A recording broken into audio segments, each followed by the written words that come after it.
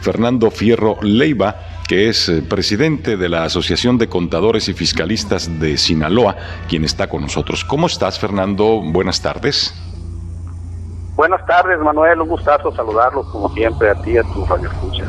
A seguirse cuidando, Fernando. Está imparable esto de la pandemia.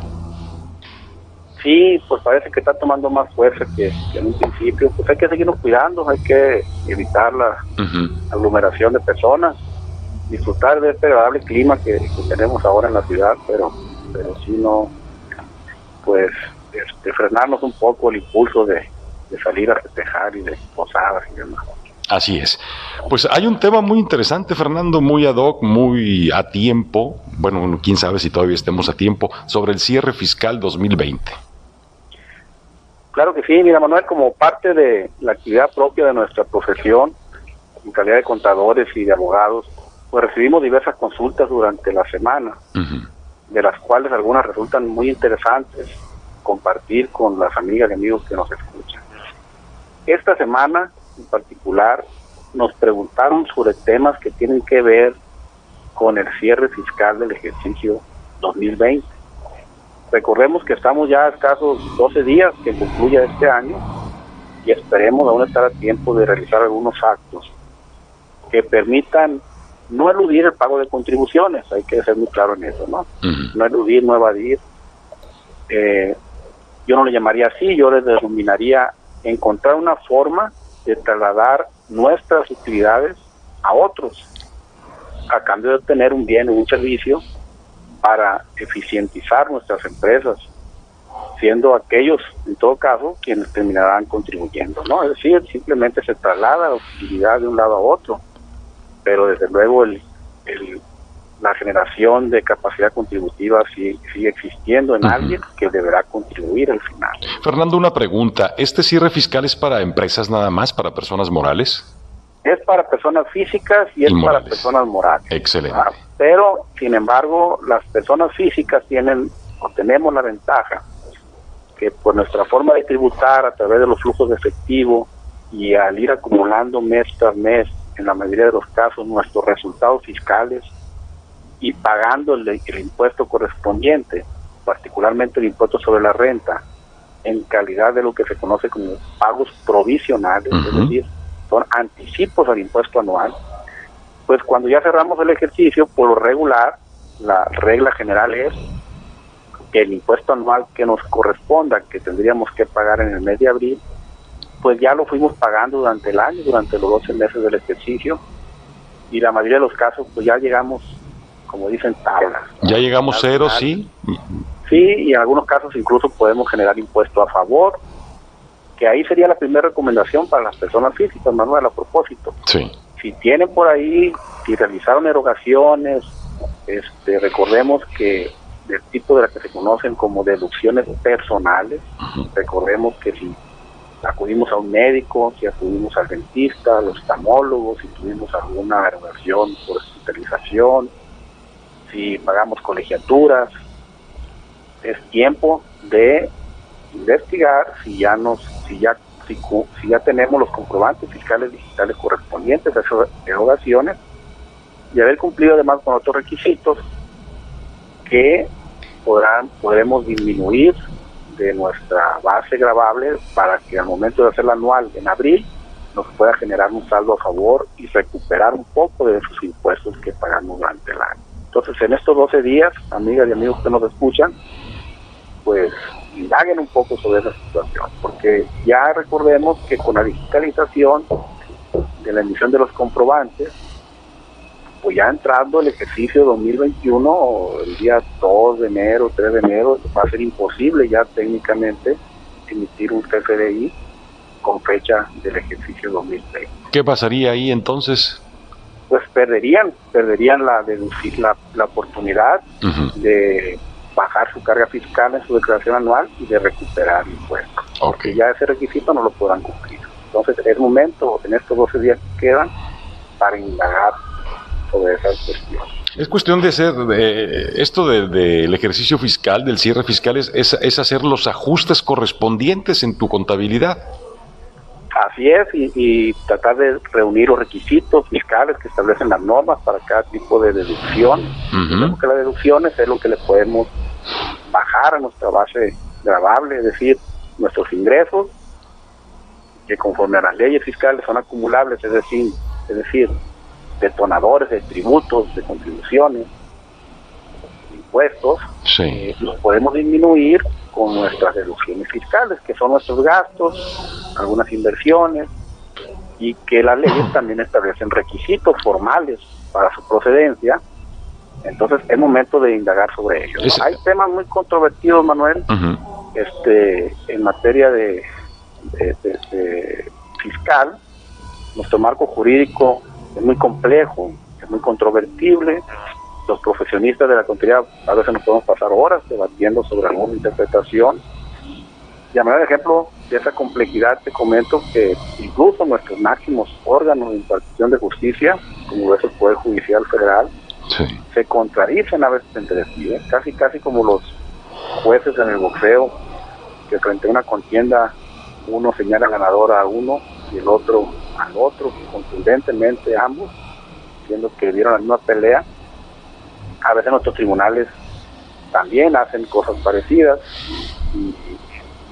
y eso hace necesario que ante esa circunstancia para dar certidumbre a los justiciables, es decir, al pueblo que puede ser juzgado en un momento, pues se establezca el verdadero sentido y alcance de esas normas con la finalidad de mantener pues un Estado de Derecho, en consecuencia pues garantizar certeza a los gobernados, ¿no? Entonces las leyes es muy controvertible, los temas fiscales, y por eso se hace muy necesario que nuestros amigas y amigos que nos escuchen se asesoren muy bien de primera mano sobre esos temas que les pueden representar pues, una afectación negativa a su patrimonio si no toman la decisión correcta en este sentido. En materia de personas morales, Manuel, ahorita hablamos de las físicas. Sí. En las personas morales el tema es un poco más complejo al momento del cierre anual, porque las personas morales no existe necesariamente una congruencia entre lo que tú puedas ir anticipando durante los meses del año al impuesto anual. Hay empresas que incluso pudieran no dar anticipos al impuesto anual, y sin embargo al cierre del ejercicio, ahorita por ejemplo podrían tener una utilidad fiscal, a manera de ejemplo, de 10 millones. Sí. Pues eso representa que paguen un 30% de impuestos sobre la renta, que representarían 3 millones de pesos. Entonces, ahí donde los empresarios dicen, caray, ¿cómo le podemos hacer para bajar esa carga fiscal, ¿no? El impuesto sobre la renta no va bajando con los gastos que tiene la empresa, ¿no?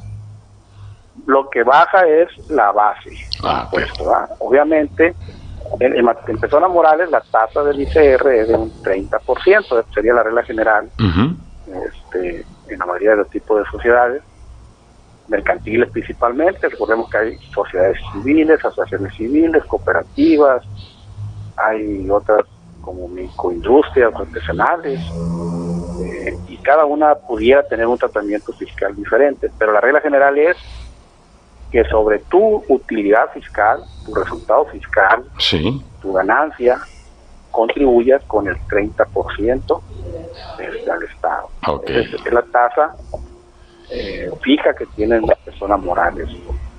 En las personas físicas, pues la tasa puede variar porque se aplica una tarifa donde a mayor utilidad, mayor tasa, pudiendo llegar hasta un 35%, y a menor utilidad, pues una menor tasa, ¿no? Muy puede bien. del 1, 2, 3.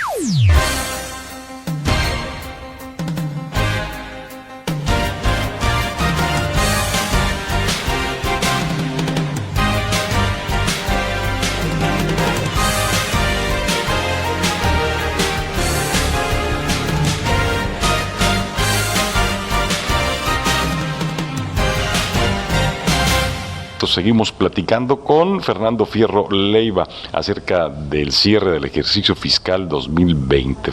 Fernando, a ver, platícanos algunas situaciones muy especiales que te han sucedido. Fíjate, Manuel, que en la semana me marca una persona porque tiene una utilidad fiscal según sus números, ahorita al cierre del ejercicio, y me decía que quería invertir en equipo de transporte. Sí. ¿No? Porque en otros años así lo había hecho, y si tenía una utilidad de $500,000, de $1 millón, de $2 millones, dependiendo del giro, una fletera, pues se compra un trailer y lo deducía de manera inmediata, y de esa manera ya bajaba su utilidad y pagaba los impuestos, o bajaba sus impuestos. Y bueno, pues hay que aclararle a las amigas y amigos que nos escuchan que esa posibilidad en este año ya no es viable, ¿no? Eso se podía hacer porque hasta el año 2017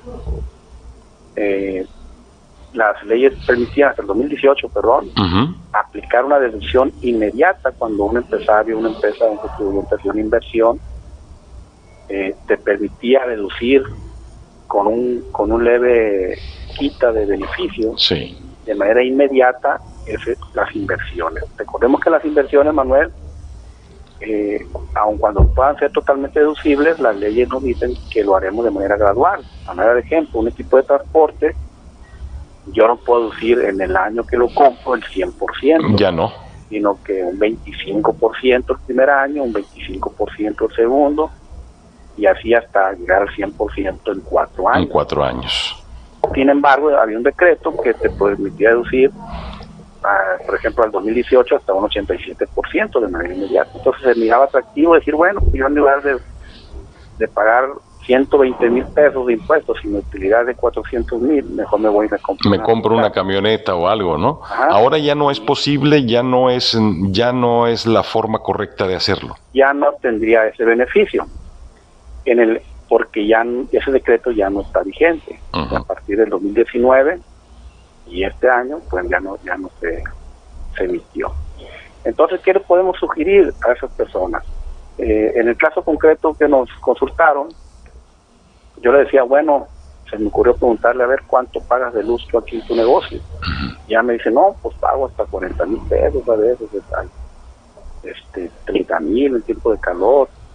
Bueno, mira, resulta que por ahí en el código, en el reglamento del proceso de la renta, en uno de los artículos, señala que las inversiones en maquinaria y equipo que genera energía proveniente de fuentes renovables es 100% deducible en el ejercicio que lo realices, con la gran bondad de que es una inversión que te va a retornar, que vas a recuperar en algunos años, y posteriormente ya será un beneficio económico para ti, pues el no estar pagando energía eléctrica en esas cantidades. Claro. Entonces la sugerencia fue que invirtiera, Manuel, en paneles solares. Y aquí pues le vamos a aventar el comercial, ¿verdad?, a todos los que comercializan esto, pero tiene una enorme bondad. Él agarró, le gustó la idea, invirtió 300, 400,000 pesos en paneles solares, y él va a ver que su recibo de luz de 30, 40,000 pesos, dependiendo de la inversión que haya hecho, pues se van a ver considerablemente reducidos. Y además con el beneficio de haber disminuido su carga fiscal para el cierre del ejercicio. Aquí donde yo te digo, no es una evasión ni es una elusión, es algo que la ley permite, y además que no afecta al erario público, porque en teoría tu utilidad pues se la vas a trasladar tu proveedor de paneles, ¿verdad? Ya el proveedor se encargará de pagar. Ya que él se encargará de pagar o hacerlo conducente para trasladárselo a otra persona, pero en algún momento a esa papa caliente en algún lugar va a quedar y se va a contribuir al final del día, ¿verdad? O sea, va a entrar la contribución esa. Así es. Entonces, es una muy buena opción, Manuel, que vale la pena, ¿no? Por lo que representa, además de otros beneficios ecológicos que tiene. Sí. También, Manuel, es muy importante, mira, me consultaron en la semana un desarrollador de inmuebles, de inmobiliario, que también pues traía una fuerte utilidad por ahí porque adquirió unos terrenos, o iba a adquirir unos terrenos, y pues en teoría también esa es una inversión, es decir, no es un gasto, no es una deducción. Cuando tú compras un terreno, pues no menoscabas tu patrimonio, ¿verdad? Simplemente tu recurso numerario lo conviertes en un activo, que es el terreno, y por lo tanto no es deducible teóricamente de impuestos. Pero hay que decirle a nuestros amigos que desarrollan, tienen desarrollos inmobiliarios, Uh-huh. que de conformidad con el artículo 191 de la ley del ICR, que habla de estímulos fiscales, estos pueden deducir dentro del ejercicio que adquieren esos terrenos, los pueden deducir, ¿no? Cumpliendo ciertos requisitos que establece el propio artículo. De esa manera, pues, baja notablemente sus impuestos. Claro. También es importante, porque también me tocó un asunto donde les comentabas si ya tenían el comprobante fiscal digital de una adquisición de un terreno. Uh-huh. Es muy común, Manuel, que empresarios y no empresarios pues adquieren un inmueble, ¿no? Un terreno, una casa, y se nos olvida que de unos años, no es nuevo esto, de unos años para acá, cuando nosotros adquirimos un bien inmueble de una empresa, es decir, de un ente que lo enajena, que tiene una actividad empresarial, esta persona está obligada a emitir un comprobante fiscal digital de esa operación, ¿no?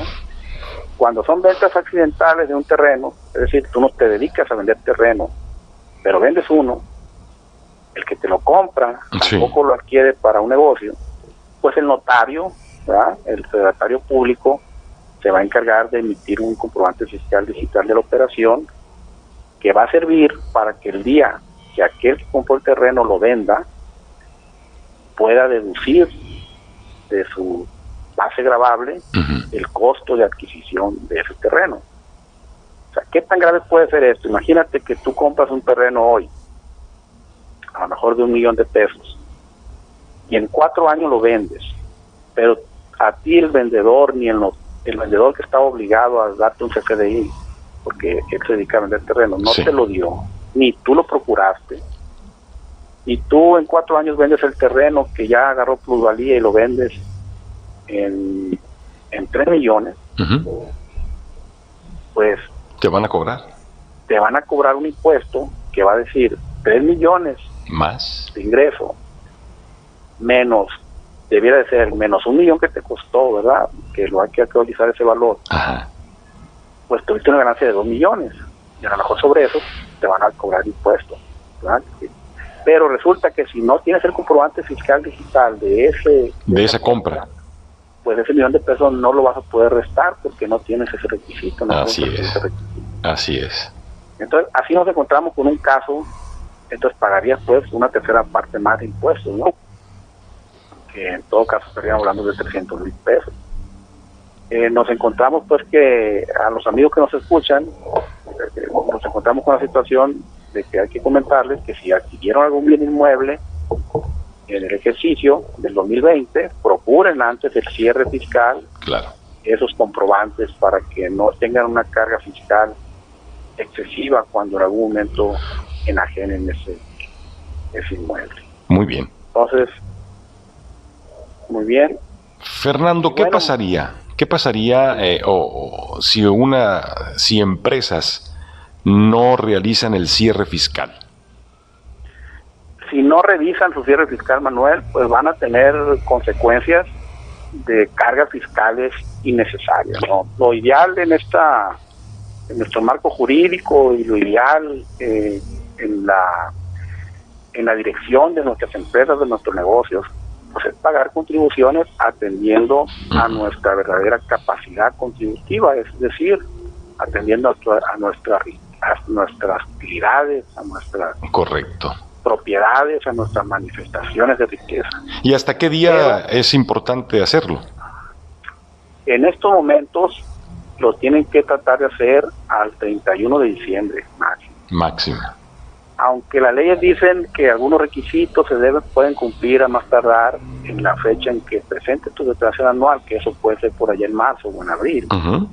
Lo cierto es que técnicamente ya algunas cosas resultan imposibles. Por ejemplo, hace algunos años, pues tú podías decirle a alguien, oye, no me diste la factura del año pasado, pues dálmela. Bueno, pues agarraba una pluma y te llenaba una factura, ¿verdad? Sí. Tienes razón, te la debo. Pero ahora que son documentos digitales, técnicamente y además reglamentariamente, normativamente, no se permite emitir comprobantes fiscales digitales que sean mayores de antigüedad de, no me acuerdo si 48 o 72 horas. Ok. Entonces, si yo quiero emitir un comprobante fiscal ahorita del mes pasado, del año pasado, no es técnicamente posible. No se va a poder. Entonces vas a pagar contribuciones no atendiendo a tu capacidad contributiva, y ahí está lo grave, sino atendiendo a tu deficiencia administrativa, y a la falta de asesoría o a la falta de cuidado. Y eso es lo que se tiene que evitar. Contribuir, sí. Yo le digo a mis clientes, pues cuando llegan aquí algunos así medio un poco enojados porque van a pagar muchos impuestos, oye, pues bendito problema, ¿de qué te enojas? Así es. Amolados los que no tenemos que pagar impuestos porque no tuvimos ganar. Pero bendito problema que tienes utilidades y que tienes esa situación. Muy bien, Fernando. Cuando no la tengas. Ya por último, un mensaje sobre este tema, dejarle el mensaje a todos los contribuyentes. Que se acerquen con sus asesores, con sus contadores, que indaguen siempre, Manuel, hay muchas opciones legales, digo, a veces tenemos que vigilar bien, por ejemplo, cuestiones de las deducciones, ¿verdad? Hay muchas deducciones, pérdidas por caso fortuito, pérdidas fiscales que podemos tener de hasta 10 ejercicios anteriores, que a veces esa información se nos pierde porque no tenemos la asesoría adecuada, o porque no tenemos archivos permanentes que nos permitan saber el historial de una empresa. Podemos disminuir la PTU pagada en el ejercicio, podemos tener estímulos fiscales, ¿verdad?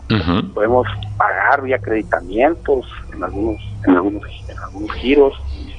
Entonces, siempre el que le busca, a veces por lo regular encuentra. Entonces, hay que asesorarse, buscar las opciones legales para contribuir en su justa medida, ¿no? No evadir las obligaciones, sino hacerlo en su justa medida. Fernando, pues queremos agradecerte de veras el tema del día de hoy, muy muy interesante, muy ad hoc. ¿A dónde se pueden comunicar contigo en caso de requerir alguna asesoría fiscal? Al 6671-820635, que es mi celular, y al 1730555.